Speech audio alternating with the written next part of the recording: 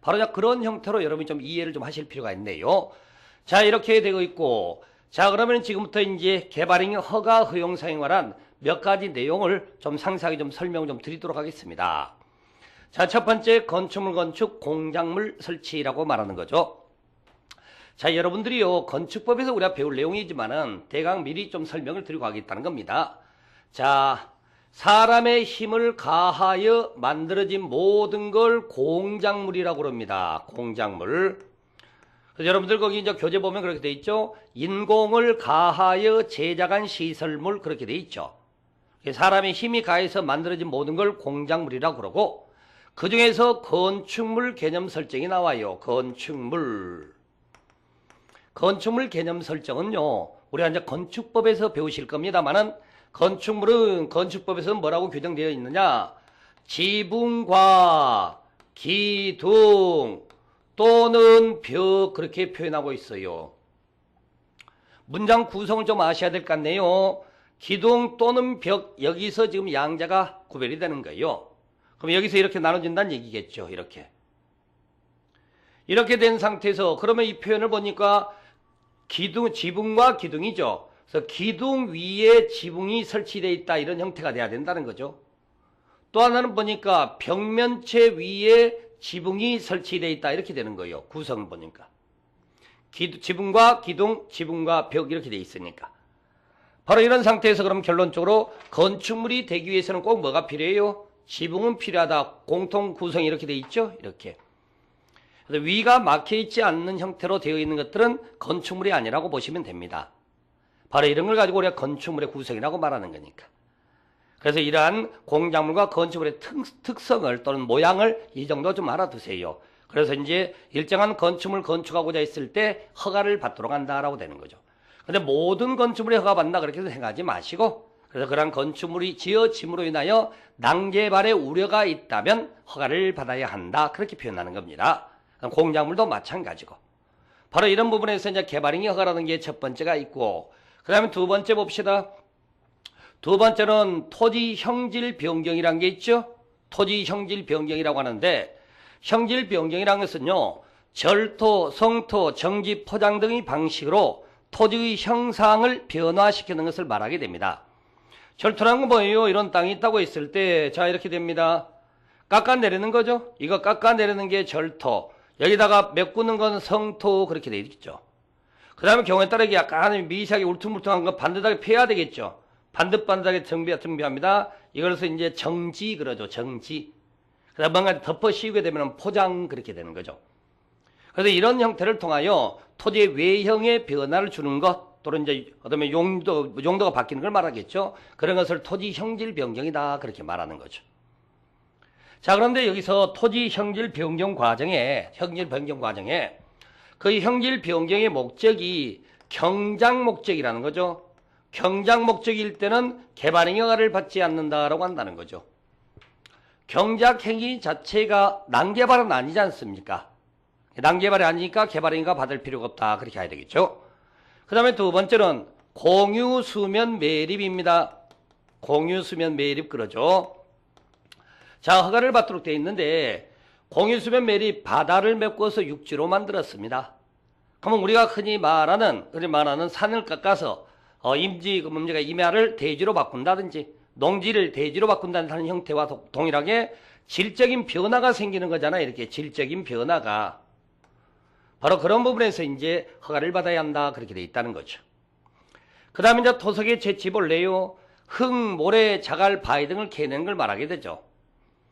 그럼 이제 그렇게 과정 속에서 예를 들어 산의 일부를 흙을 파낸다든지 아니면 강바닥에 모래를 파낸다든지 하는 과정에 그게 잘못되면 여러 가지 사고의 우려가 높은 거죠. 그래서 그런 토석을 채취할 때 허가를 받도록 되는데, 주의할 것은 바로 위에 있는 토지 형질 변경 허가를 받아서 형질 변경을 하다 보니까 돌덩이가 나와서 돌덩이 캐냈답니다. 이것은 토석의 채취로 볼 필요는 없다는 거죠. 토지 형질 변경하는 과정 속에 돌덩이 캐내는 것은 토석의 채취로 볼 필요 없습니다. 그건 개발행위 허가 사항이 아니다라고 보시면 되겠죠. 그 다음 네 번째 토지 분할입니다. 바로 저 토지 분할의 경우에 땅을 가르는 것, 토지를 분할하는 건 원칙은 자유입니다. 내 땅 내가 가르겠다는데 누가 뭐라 하겠냐고요. 다만 이 과정에 문제가 되는 것은 현재 건축물이 설치되어 있는 대지예요, 대지. 대지의 그 분할의 경우는 제외된다라고 되어 있다는 거죠. 건축물이 설치된 대지 분할에 관해서는요, 우리가 좀 더 확인할 겁니다만은 건축법의 규정이 따로 있어요. 건축법에가. 그래서 건축법에서 대지 분할 제한 면적을 따로 설정을 하고 일정 면적 미만의 분할 자체를 금지를 시키는 형태가 있게 되고, 그다음 마지막 물건을 쌓아놓는 행위입니다. 우리가 이제 보전지역이라고 말하는 녹지지역, 관리지역, 농림지역, 재단용 보전지역에서 울타리 밖에다가 1개월 이상 물건을 무단으로 쌓다 보면은 그 물건이 쌓여있는 지역이 잡종지화될 우려가 있다, 이렇게 평가를 하게 됩니다. 그래서 이제 보전지역에서 울타리 밖에 물건 쌓는 거, 자, 녹지지역, 관리지역, 자연환경 보전지역에서 울타리 밖에 물건 쌓을 때 허가받고, 그 다음에 농림지역에서 울타리 밖에 물건 쌓을 때 허가받을 필요 없습니다. 현실이 쌓을 수밖에 없는 상황이 있기 때문에. 이런 형태로 해서 이제 개발행위 허가사항에서 좀 부서 추가적인 내용들 세분해서 정리해야 될 게 이런 게 있고, 그 다음에 허용사항 들어갑니다. 허용사항은 여러분 교재 129페이지 있는 내용이에요. 129페이지. 지금 자료에 있는 걸 설명드리니까 자료 보시면서 하세요. 그리고 이제 필요한 내용을 보시려거든 교재를 좀 보시면 되고. 자, 그래서 재해복구 재난수습은 응급조치입니다. 응급조치가 난개발이 될 일은 없겠죠. 그러니까 이제 허용이 된다라고 치고, 그 대신에 사후에 신고를 하게 돼 있네요. 1월 이내 신고 의무가 부여되어 있다, 이렇게 말한다는 거죠. 그 다음에 이제 두 번째로 신고 대상 건축물의 개축, 재축, 증축인데요. 자, 이 부분도 우리가 건축법에서 배울 내용입니다만은 간략하게 설명을 좀 드리고 가겠습니다.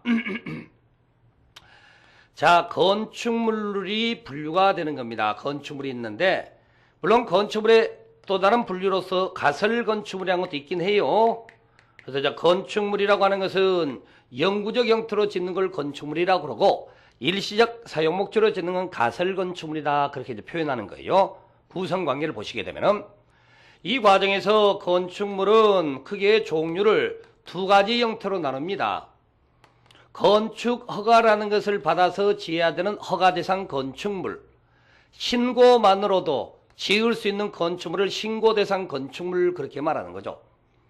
건축법상의 기본 원칙은 전부 다 허가받아서 짓는 거예요. 허가받아서. 그렇지만 그 중에서 크기가 적은 것들 몇몇 가지 있어요. 크기가 적은 몇몇 가지는 신고만을 함으로써 허가가 간주가 되는 경우가 있어요. 그걸 신고 대상 건축물이다, 그렇게 말하는 거죠. 주로 이제 크기가 적은 것들입니다. 여기 이제 또 다른 분류가 뭐가 있냐면은 협의 대상 건축물이라는 게 또 나오네요. 협의 대상 건축물, 이렇게 해야 되는데, 우리가 건축법에서 허가를 받고 또는 신고를 하라라고 하는 주된 이유 중에 하나가 뭐냐면요, 건축물의 안전성 보장을 위해서 그렇습니다. 건축물이 지어지는데 안전하게 지어지지 않는다, 그 말을 쓰는 거죠. 이때 협의 대상 건축물이라는 것은 일단 종류상으로는요, 이 중에 하나의 소개예요.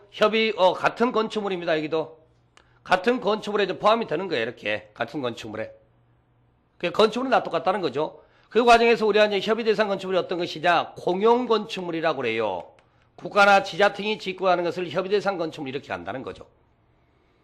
그러면은 허가나 신고를 받도록 했던 것은, 허가를 받거나 신고하도록 했던 것은 안전성을 보장하기 위해서 하는 거라고 그랬죠. 그러면 국가나 지자체가 짓는 공용 건축물의 경우는 어려운이 알아서 잘 짓겠냐고, 어려운이 알아서. 그래서 허가나 신고할 필요 없이 바로 협의를 거치게 되면은, 만약에 대상이 허가 대상 건축물이다, 대상이 신고 대상 건축물이 해당되면은 둘 다 마찬가지로 허가 받은 것을 의지하고 신고한 것을 의제를 해주겠다는 거지. 이런 형태로 되어 있어요. 그래서 협의 대상 건축물이라고 하는 것은 허가 대상, 신고 대상 건축물에 해당되는데 다만 절차가 허가 신고를 거치지 않고 협의만을 거쳐서 짓도록 하겠다, 그런 얘기를 하는 거죠. 그럼 이제 결론적으로 신고 대상 건축물이라고 칭하는 것은 크기가 적다란 얘기죠. 크기가 적은 것을 말하는 겁니다. 자, 그럼 보겠습니다. 다시 좀 오셔서. 크기가 적은 신고 대상 건축물인데요, 그것도 그나마 새로 짓는 것도 아니고 이미 지어진 건 낡아서 뜯어 고치고 멸세해서 뜯어 고치고 조금 더 키우는 정도라는 거죠. 키우는 정도. 그러면 난개발의 우려가 없다고 보시면 되겠죠. 그래서 이것이 허용된다라고 쓰는 것이고, 그 다음에 이제 경미한 행위라고 되어 있습니다. 경미한 행위. 주로 이제 허가사항들 중에서 경미한 거 그렇게 하는 거죠. 허가사항들 중에서 이제 경미한 내용인데, 여러분 교재는 그 129페이지 있고요. 그 다음에 이제 자료는 지금 그 옆에 쓰여진 것 있죠? 자료 옆에 쓰여진 것도 있습니다. 그 중에 첫 번째 건축물 건축부터 한번 들어가 볼까요? 경미한 사항 지금 보는 겁니다. 우리가 지금 경미한 사항에 관한 얘기하는 거예요. 지금부터는 경미한 사항에 관한 얘기를 하게 되는 거죠. 자, 보니까 첫 번째, 허가 대상, 신고 대상도 해당하지 아니하는 건축물 건축이라고 되어 있습니다. 그러면 여기서 좀 전에 봤던 이거 다시 한번 봐보세요. 우리가 건축물의 분류를 허가를 받고 짓는 허가 대상 건축물, 신고만으로 지을 수 있는 신고 대상 건축물, 그렇게 해서 분류를 하는 거죠. 다만 공용 건축물에 한해서는 허가 신고 절차 밟지 않고 협의를 거침으로써 의제가 된다라고 했던 거죠. 이렇게. 그러면 허가 대상 건축물도 아니고 신고 대상 건축물도 아니라면은 어떤 건 남아있어요? 이건 남아있네. 협의 대상 건축물이라고 종류상으로 보니까. 협의 대상 건축물. 이 협의 대상 건축물은 난개발 현상이 발생할 일은 없겠죠. 아니, 관청에서 무슨 행정계획을 수립해서 건물을 짓는 건데 그걸 가지고 난개발이라고 말할 필요는 없잖아요. 그래서 우리가 건축물 건축 경미한 사항에서 건축물 건축법에서 첫 번째가 협의 대상 건축물이죠. 협의 대상 건축물이라면 허용된다, 그렇게 하고 있다는 거죠. 그 다음에 공작물 설치 부분입니다. 공작물 설치 부분에서 우리가 비닐하우스 설치가 문제가 되는 게 보니까 비닐하우스 설치가 문제가 되는데, 비닐하우스 우리가 이제 일반적으로 보전지역이라고 그러죠. 보전지역.